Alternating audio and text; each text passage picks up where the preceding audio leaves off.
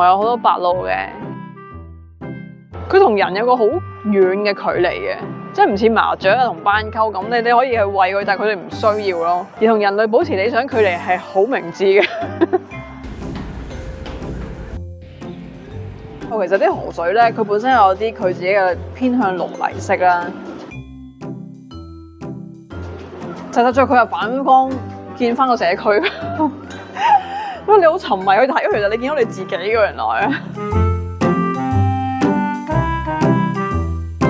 城門河對於我嚟講有好多意義啦。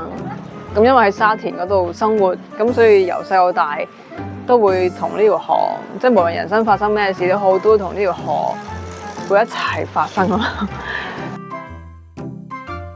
譬如細個啦，又會去中央公園玩啊；大個拍拖啦，或者中學放學咧，我都一定會經過呢一條橋嘅，翻屋企嘅。咁同啲中學同學經過呢條橋就啱會有日落望住後面呢度啦，就會講下未來，即係喺度估下大個會點咧。咁之後拍拖會喺沿住河邊即係傾偈啊、傾心事啊咁樣喺度兜啦。佢俾一個好好嘅生活嘅條件同埋一啲機會，我哋呢個區嘅人咯。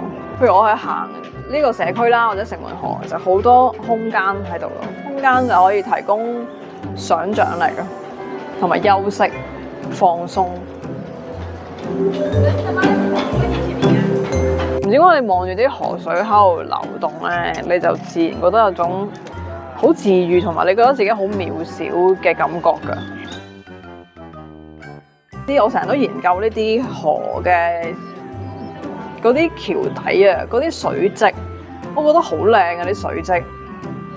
但係嗰影相咧，我發覺每一次我影完咧都唔同嗰隻色，同我現場睇，咁我覺得唔得嘅，要自己溝嘅呢啲色。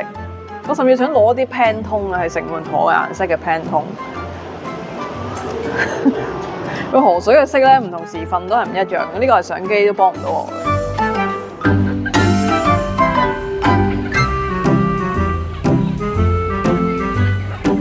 即係都係要現場畫咯。